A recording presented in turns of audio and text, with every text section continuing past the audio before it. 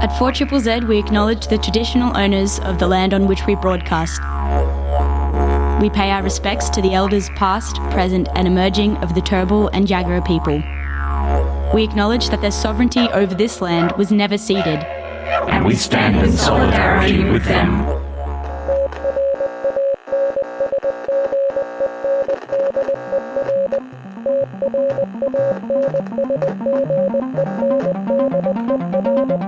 You're listening to Transmission on 4ZZZ, amplifying the trans and gender non-conforming voices of Brisbane and beyond.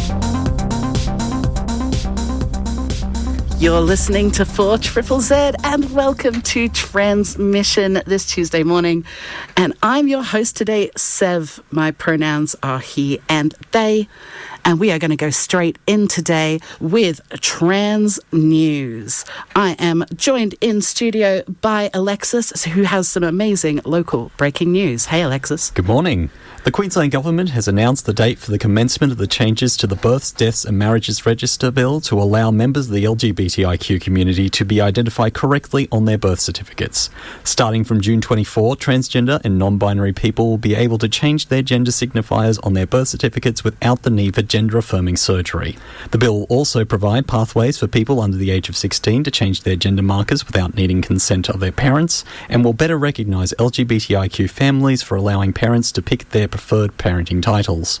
Queensland Attorney-General Vet Darth said, "We want all Queenslanders to feel respected and recognised for who they are. This Act ensures people can align their legal identity with their lived identity." Absolutely huge news. Thank you so much. I know you've been following this story really closely, and getting that date for commencement has taken a lot of hard work. It certainly has. So just once again, what's the date for commencement that this actually goes into effect? June 24th. June 24th. So we are so close. Self-ID on your birth certificate here in Queensland. For more information, call the Queensland Births, Deaths and Marriages Register to find out more about the process of changing your gender markers. Fantastic. Thank you so much for joining us in studio, Alexis, with that breaking news. Not a problem. In other news, before I jump on this, I've just wanted to say this for a while, but we recognise the mental toll on our fellow trans, non-binary and gender non-conforming community that constant negative press and stories has, the constant barrage of policies and crimes committed against us, has such a lasting psychological impact that both hearing the news constantly, being subjected to it on social media, and for myself and other hosts of Transmission, researching the news can be very constantly upsetting, triggering. So it's such a delight to have Alexis come in and report on something that actually is good news for a change. But I believe it's essential and important that we do report on the stories that affect us and they're discussed by trans people. But I encourage anyone who needs to tune out for today, for your own self-care, to turn the volume down for the next couple of minutes of headlines. You can rejoin us shortly in a few minutes for Trans Excellence Celebration, Art and Joy. Because unfortunately also this week in trans news, New Zealand Deputy Prime Minister Winston Peters has announced a bathroom bill aimed at preventing trans people from using public facilities that reflect their gender. The new bill proposed would force future non-domestic developments to provide single-sex bathrooms and clearly signed unisex bathrooms. But if passed, the bill would introduce a fine under the Summary Offences Act for anyone who uses a single-sex toilet that is not for the sex for that which that toilet has been designated. There is currently no indication on how this would be monitored or enforced. Also, further across the field, in Europe last week, more than 10,000 protesters took to the streets in cities throughout France to support trans rights in the face of proposed anti-trans legislation from right-wing French lawmakers who want to ban medical support for trans youth, based on a report very similar to the Cass report that was used to justify similar laws recently being passed in the UK. The Cass report has since come under major scrutiny, with advocates calling its process for accepting or rejecting evidence on the efficacy of trans healthcare fundamentally flawed. This accompanies evidence that Cass herself met with and shared data with Ron DeSantis appointee to the Florida Board of Medicine and big proponent for banning youth-affirming gender care in America, Patrick Hunter. Which is all pretty horrific. That's been trans news, my loves. But on to good news, closer to home. This week is, on Friday, May 17th, is IDAHOBIT, the International Day Against Homophobia, Biphobia, Intersex Discrimination and Transphobia. There are some lovely events happening across the country and locally. The one I particularly want to shout out, though, is that the Australian Transgender Support Association of Queensland will be hosting their regular monthly social event at Eat Street on Friday evening to celebrate IDAHOBIT from 5:30pm. They'll have a banner and placard at the meeting point inside the venue, as well as table space claimed for them. No booking required. Just come as you are with a rainbow badge or identifier, and let's take up some space with pride. Celebrating very close to home, I just want to take a quick moment to shout out and say a huge thank you to all of our supporters, listeners, fans out there.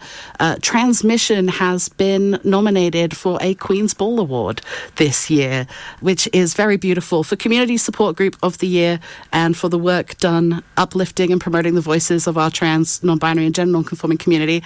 Transmission Radio has been nominated for an award at the Queen's Ball. Queen's Ball is a big, complicated discussion that we're going to have some time about corporate influences in Pride and what, true diversity really looks like. However, it is a huge honour, and the Queen's Ball is very significant. This is the longest-running, continual LGBTQIA+ event in the world. So to be recognised at such an event is a real honour.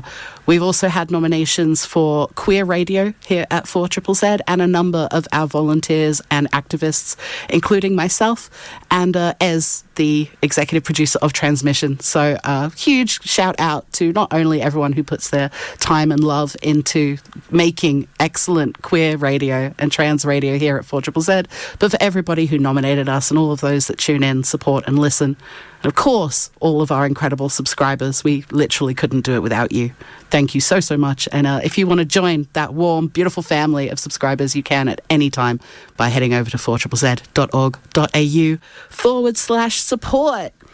All right, my loves, we have a beautiful guest in studio who I can't wait to introduce and tell you all about their excellent work. Amplifying the voices of the trans and gender non-conforming community of Meanjin, Brisbane and beyond. Transmission on 4ZZZ brings you the latest in trans community news, music and events. Every Tuesday from 9am till 10am. Join our team of hosts for an hour of celebrating the unique perspectives of the trans community. Transmission, Tuesday mornings from 9am till 10am on 4ZZZ. What show am I even making here? You're listening to Transmission on 4ZZZ because I make way too much late night radio. So for those who don't know, you can also catch my loud, lewd and late night show, The Spiral, Thursday nights from 10pm till midnight, which is the time zone my brain actually lives at. But just for you, darlings, I get up super early and just bathe in coffee until I roll into Z Towers of a Tuesday morning to bring you the best in trans, non-binary and gender non-conforming music and excellence. My name's Sev, my pronouns are he and they, and this is Transmission, amplifying the voices of our trans, gender non-conforming community. Today, I am joined in studio by a very special guest. Welcome to 4ZZZ, Lana. Hello, very glad to be here. So glad to have you in studio today, Lana. Now, very excited to let you all know, Lana and I, we've known each other for a while. Lana wears many interesting faces, one of which is as drag performer extraordinaire, anime villain. Yes. Still one of the best drag names going, thank you. But also they have a brand new artist collective initiative for Meanjin that I'm really personally thrilled about. Lana, please tell us, what is Pulp? Pulp. So our aim is not only to help in providing a platform for performers, musicians, artists and other queer creatives. We also want to felicitate and foster community, creativity and collaboration amongst the Meanjin LGBTQI+ identifying folks, because I believe that everyone deserves a platform and to enjoy a sense of community. So we're hoping to uplift artists from all forms and bring them together and put on a performing arts night and a music and arts night over 2 weekends. But yeah, we want to especially provide a space for those who identify as transgender, gender diverse, Indigenous or POC to safely express themselves. See, I love this. You and I, we've talked about this a little bit in the past, but I can't express enough how important it is, because there are plenty of art spaces, I mean, less than there used to be because they keep shutting down. Thanks, Cosy Lives. But there are art spaces and there are queer spaces. But so often these spaces are created by or led intentionally by people with the majority of power in these communities. It's by cis white gays or primarily. So when people start saying, well, this space, we welcome our trans community and we welcome our Black, Indigenous, people of colour community, there's a difference between being welcomed into an existing space where you have learned it's not actually for you or welcoming to you, and for spaces that are centred from their inception on platforming trans people, First Nations people, disabled people. That's it. When we're at the centre of consideration, the platform that you create is so different. So it's really exciting to me, this project of yours. And look, you're saying a music night and a performance night, but it's also more than that as well, isn't it? Because you're making video content, you're doing like educational content about intersectionality in the arts. Absolutely. So we're also doing a video project called the STIGMA series. So a direct quote, actually, from Australian Bureau of Statistics, mental health findings for LGBTQI Australians, is that community connectedness and positive relationships can act as protective factors, creating a sense of belonging and affirming identity and value for LGBTQI people. At the same time, people in LGBTQI plus communities often experience stigma, discrimination, bullying, violence, and exclusion. As a result, a high number of people in the LGBTQI plus communities experience poorer social, emotional, and psychological well-being and mental health, which also may lead to issues with work, relationships, finances, housing, and other elements of life. So we are looking for people under the LGBTQIA umbrella that also identify as transgender, Indigenous, POC, person with disability, person with mental illness, sex workers, non-binary and gender diverse identifying folks to tell their stories and effectively break the stigma in a way. I love this. What an excellent focus for your work and a beautiful place to be putting your energy into. It's a thing I've been saying a lot recently. We talk a lot, the word visibility gets used a lot to the point where maybe people don't realise just how essential and important it is. But for me, very personally, I know that a lot of my struggle with my own gender identity, finding myself, coming to terms with my transness and coming out, really existed in the lack of examples. Absolutely. I didn't see non-binary people, trans-masculine people even. The trans folks I knew in my life were trans-feminine and trans women. And it didn't resonate with me, obviously, in a way that I was able to, learn about myself. It really took so long, and it took examples. It took being surrounded by people who weren't just... For me, it was actually the community of drag performers, cross-dressing, clubbing, social life. Bending. And gender bending, and people who were distorting what the public perception of gender was looking like, playing with that I really found my place to find myself and play in the space of performative gender to work out what it actually meant to me.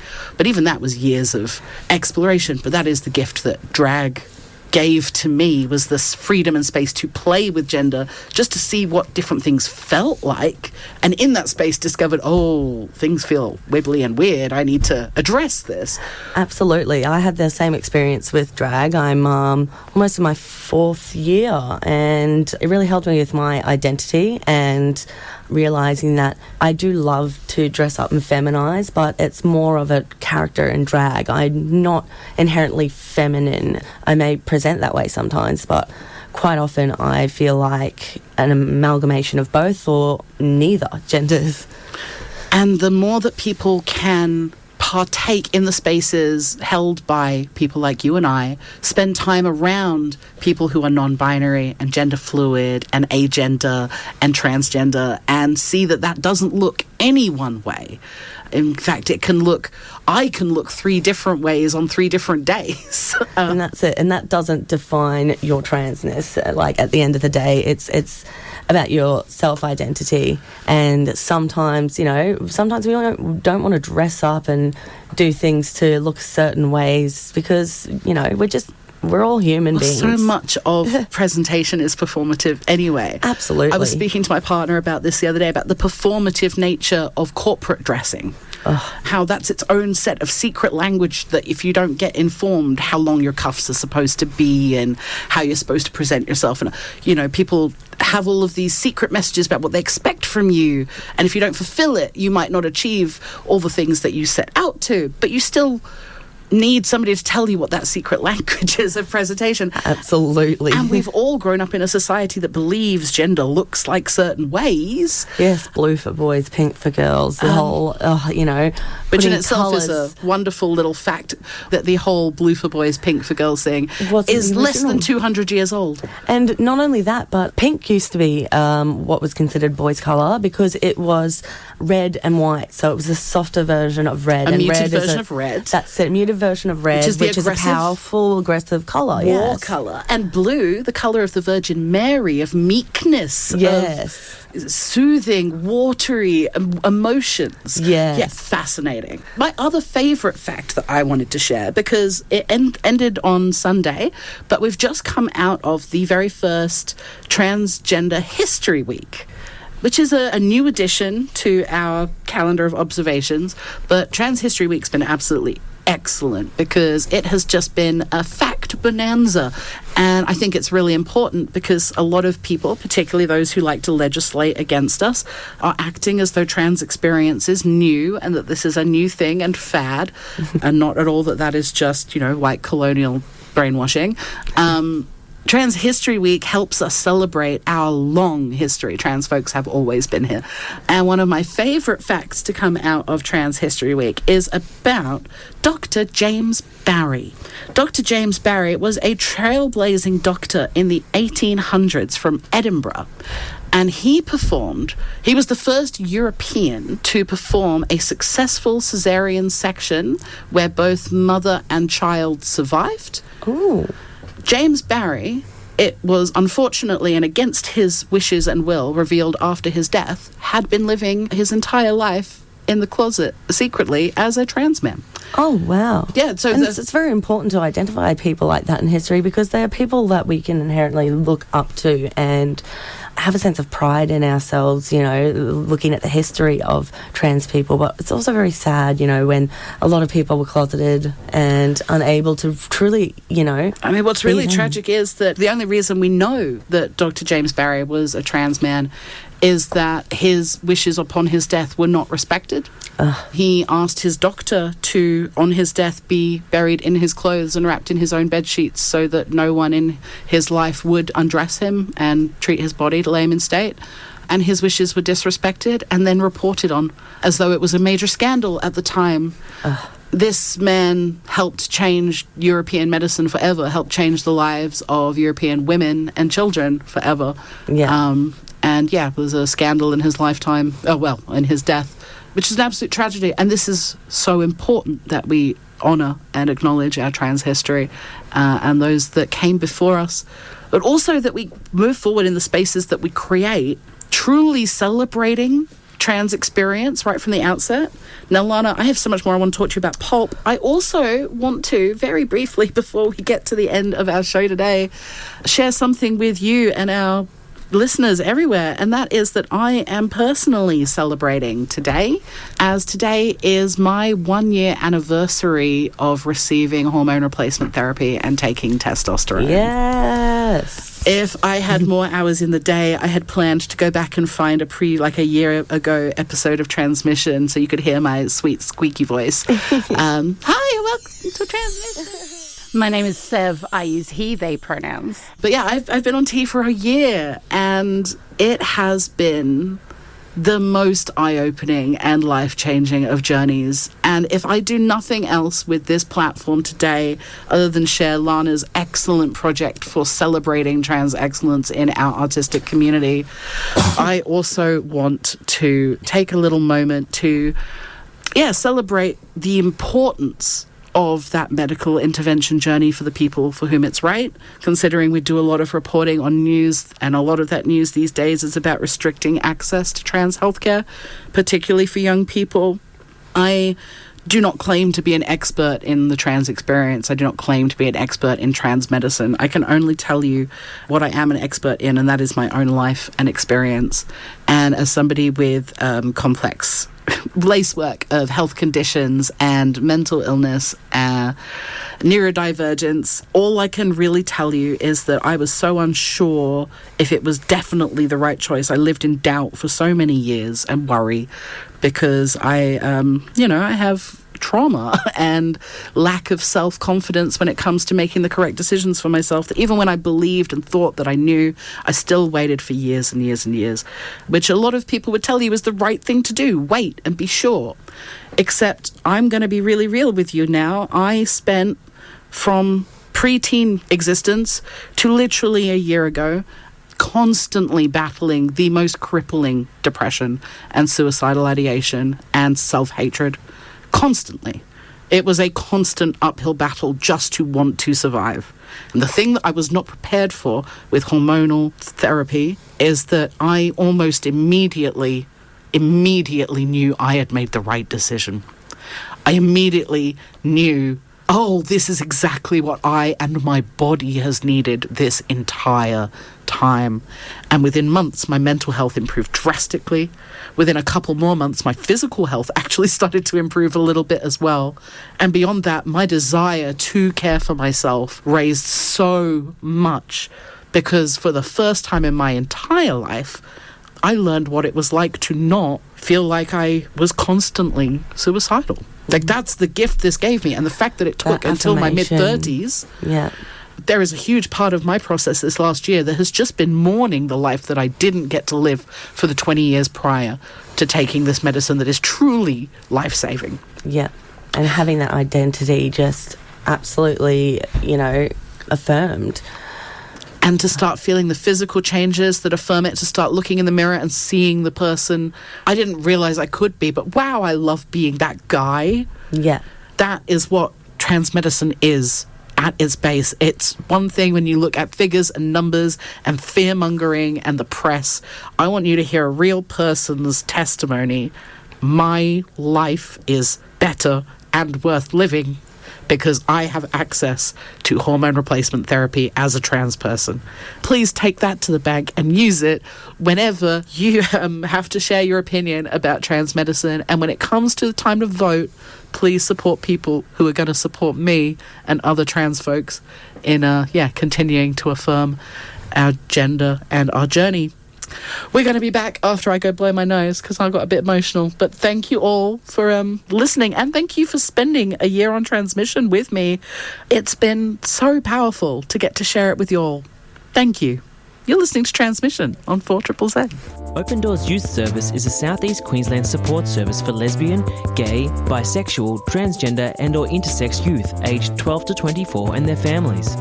Open Doors believes that all young people have the right to explore, experience and express their gender and sexuality in safe and supportive environments, and offers a range of programs and counselling services, as well as support services for parents of LGBTI youth and community education and training. For more information, visit their website at www.opendoors.net.au. Sponsors of 4ZZZ. We only got 10 minutes left here of transmission on 4ZZZ, but we have been talking about the tea on tea. It is my 1-year tea anniversary. And we have been talking about all the juice of Pulp, the Pulp Collective, Lana's brand new artistic endeavour centering trans voices and the LGBTQIA plus community, Black, Indigenous, people of colour and people living with disabilities. Absolutely. So, Lana, you are still looking for artists and applications for the upcoming shows, but you've already secured some exciting names, I understand. Absolutely. One of the bands I can confirm are Queerbait, the amazing 3-piece trans punk. We love Queerbait here at the Zeds. Yes. Artist-wise, for both events, we will have Emetic Art and Micah Rustichelli. Both legends. Absolute legends. And we can confirm Trashn Fashn, which is absolutely amazing, upcycled, non-gendered jewellery. Huge fan of Trashn. For those in the know, that Trashn is old school 4ZZZ head. That's Georgia of Trash City fame. Yes, and performer-wise, I can confirm for Performing Arts Night, a Brandi doll, Busybody, Magenta, Givenchy, and also Youssef as our MC and performer. I was going to say, those first ones on the list sound excellent, but not sure about the dodgy prick at the end. No, so exciting. If people want to learn more about Pulp, the Pulp Collective, the STIGMA series, and the upcoming events, where do they find you and all this info, Lana? So, best way to find us is through Instagram, which is pulp.au, pulp.au, and through there you can find our links to other pages, and that's also where we will have our links for applications. Fantastic. So if people want to submit to maybe partake in the STIGMA series, whatever, they'd find the information there. Absolutely. Excellent. The thing that really sticks out for me about this project is like so many people, and this is no shade, I've done it too, I've produced events in my past, but so often it's about like, oh, I love putting on a drag show, so I'm going to put on a drag show and I'm going to perform and I'm going to, and we will do it. And there's also a lot of people who, people will put on their friends and stuff like that. And look, we love our friends and we love to give our friends platforms, but, if someone's getting consistent gigs already, maybe give someone a shot. That's not who your platform is for, right? Absolutely Your not. platform is specifically to highlight those marginalised folks who don't get as much stage and airtime as other people. Absolutely. And to centre them at the heart of what this art collective is. And I absolutely love that. And some of the people that you've mentioned, you've got visual artists, performance artists, singers, musicians, drag, burlesque, like there's a little bit of everything. Yes. So what I'm hearing is if you are an artist out there, who is queer, who is BIPOC, who is disabled, and you want to get involved in a collective that sort of centres you in your experiences, it is time to go and check out Pulp. Lana, thank you so much for joining us in studio and telling us about it. Me. Oh, always a pleasure. So grateful. Thank you for your contributions to our local community, because really this is what we need, is to continue to make new spaces, create new things, and encourage collaboration, because we really are at our strongest when we're together. Absolutely. And also, collaborating amongst different artists. Some people are visual artists, some people are performative, some people are musicians. And I think that ability to collaborate and come together brings really amazing results creatively. Honestly, I completely agree. One of the things I find really interesting about being a solo performer as a drag artist, burlesque performer, as I've been over the years, is like I loved that art form because of the intense amount of autonomy, creating and designing everything from the ground up. Like, I want to wear this, I want to do this, I want to use this music, I'm going to cut it, I'm going to edit it, I'm going to rhinestone my shit. Like, that's it, the small details, even just little rhinestones on costumes, everything, it comes together. It's all self-managed, but what it removes is that true magic that only comes from collaboration. It's why I love weird queer theatre. It's why I love arts collectives. Yeah. Because who we are individually is excellent and can be captivating and amazing. But the unique alchemy of taking a group of creative brains and letting them create something between them, that is when real magic happens, and that doesn't happen without these spaces. So absolutely not. And so keep your dates open for October 18th and October 25th. Get them locked in. And absolutely. Keep an eye on Pulp throughout the year, because like I say, there's a lot more going on, and I'm really excited about this video series. So much of how we do community and share information on the surface level is through social media these days and online. And so much about when we talk about visibility, what I think is fascinating for young people, particularly young trans people growing up now, is that the first visibility for them, the people they're going to see who they align to, might not be in the flesh. They'll probably be on TikTok or Instagram, whatever. And obviously I am old, but as a young person I was really restricted to either what the media provided me or who was in my very actual real life circle, which is obviously dictated by families and schools. That's it. I was about to say, back maybe 10 years ago, we didn't have people we could look up to in the media, and we didn't have the opportunity to just stream. Not at all. And now we are so visible and can be so visible, but that obviously comes with its own price. It's a double-edged sword, and being very visible as a trans person on the internet also means being very visible as a trans person on the internet. And there are sections of society out there who have some things to say about that. But I do really celebrate that young people now will have the opportunity to seek out positive representation, positive visibility, and that they'll be able to watch videos like the series that you're going to be making, where people talk about their experiences at the intersection of transness and disability, or transness and indigeneity. These are the stories that we need to hear, and the fact that moving forward, young people are going to have access to them, that warms my heart. So thank you for all you do, and thank you, listeners, for being here with us for another episode of Transmission. So with that, I am going to say a huge, fat, warm thank you from me, and a huge thank you to Lana. Thank you so much. Thanks for having me, and happy 1 year on T. Thank you so much for listening to Transmission. See you next Tuesday, 9 to 10 a.m. on 4ZZZ.